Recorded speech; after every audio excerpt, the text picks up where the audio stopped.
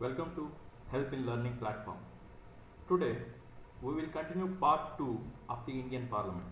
This is presented by me, Prithvinath.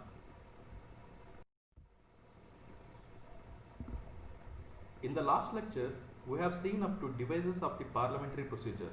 Today we will resume it from types of bills. There are broadly 4 types of bills. First one is ordinary bills. These deal with any matter other than finance subjects. Generally you see these bills in the parliament mostly. And second one is money bill. These deal with financial matters like taxation, public expenditure, etc. And third one is financial bills. These also deal with financial matters but are different from money bills. We will discuss these two types of bills in detail in the next slides.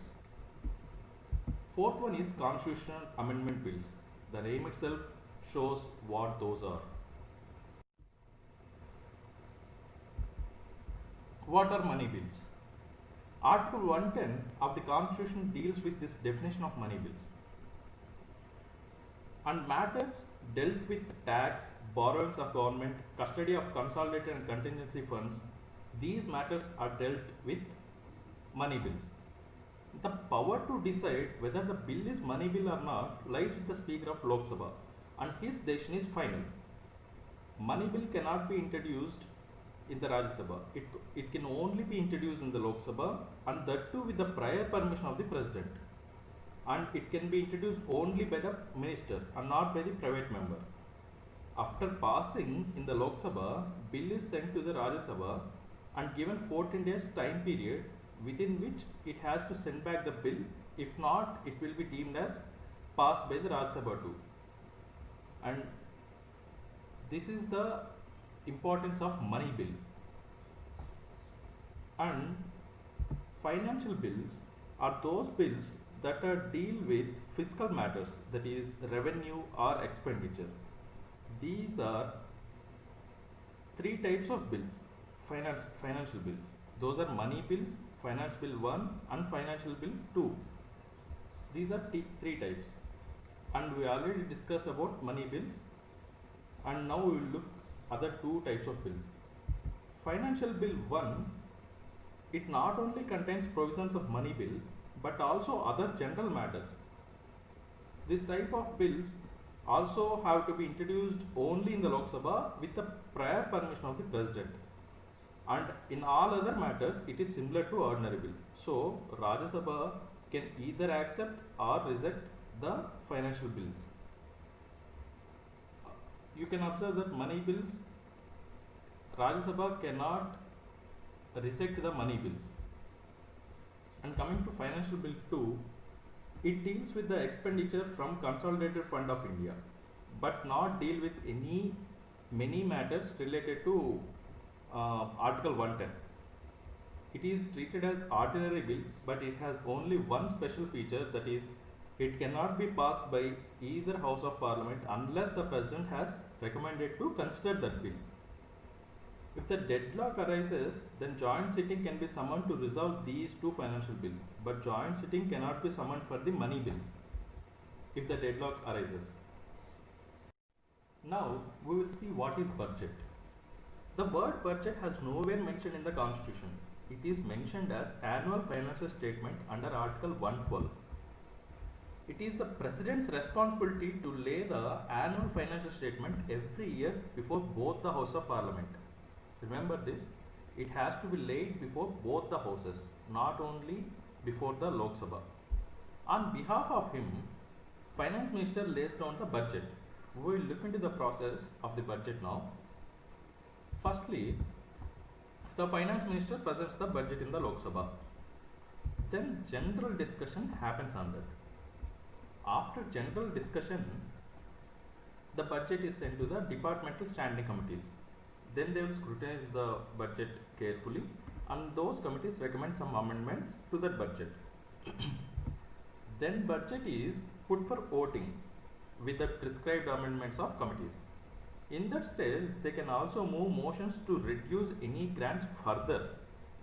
Once that stage is also completed, the appropriation bill is introduced with exact numbers which are accepted by all the members. In this stage, no further amendments can be entertained, and finance bill is also introduced. Then the Finance Act legalizes the income side of the budget and completes the process of enactment of the budget.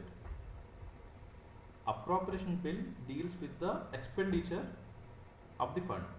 Finance bill deals with the income side of the budget, and this is the difference between these two bills. With the finance bill, the budget get enacted.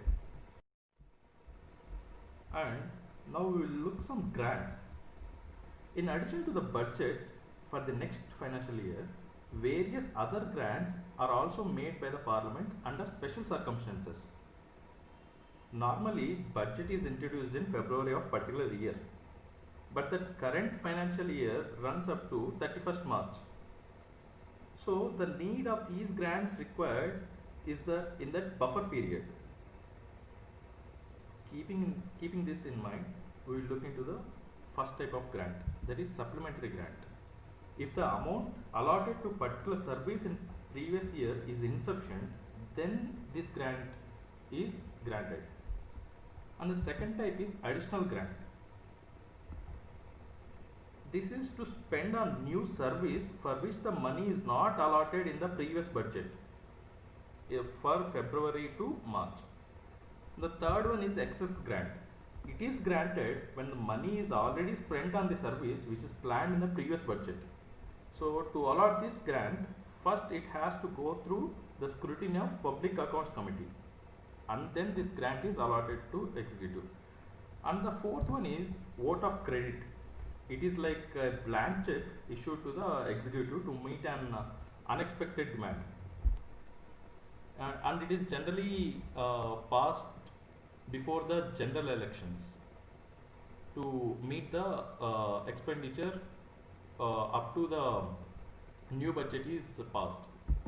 And the last one is exceptional grant. It is to meet the special purpose. Now let us look at different funds. These funds are provided by the Constitution of India. There are three types of funds. First one is Consolidated Fund of India, which is mentioned in Article 266. So this fund deals with all incoming and outgoing of funds for the government. So no money can be drawn from this fund except with the authorization of Parliament.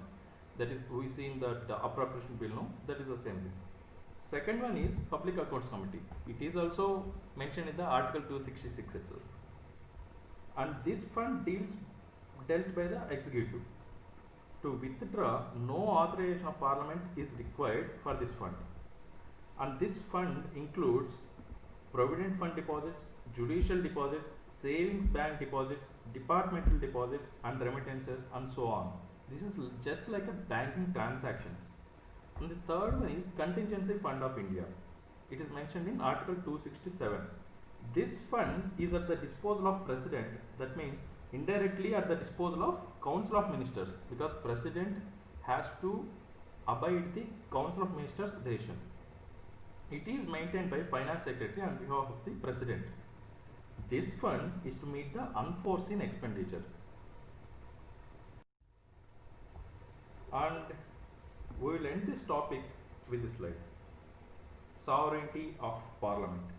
Do you think Indian Parliament is a sovereign body? You will get an answer if you know what sovereignty is. Sovereignty means supreme power within the state. In India, people are sovereign. Except people, no other body is sovereign in India. If you see the situation in Britain, their parliament is sovereign body. It can do whatever it likes. But in India, Parliament cannot do whatever it intends to do, because there is the written constitution that prescribes which body has to do which things. So the constitution cannot be changed at the will of the Parliament.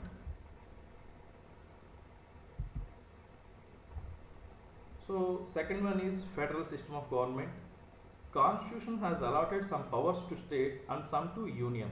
So Parliament can make laws only on the union list, and it cannot override, it cannot pass the laws which are in the state list.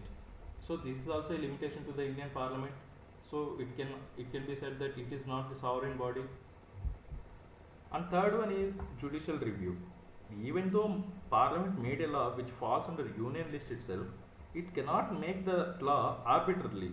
That should pass the judicial review. If that law doesn't pass the judicial review, then the law becomes null and void. And the fourth check is fundamental rights. Parliament cannot make laws which abrogate the fundamental rights. Fundamental rights are the part of the basic structure. So Parliament cannot pass the laws which breaks the basic structure. So basic structure is another check. With this, we have completed Parliament of India topic. Stay tuned to Help in Learning platform. This is Prithvi signing off.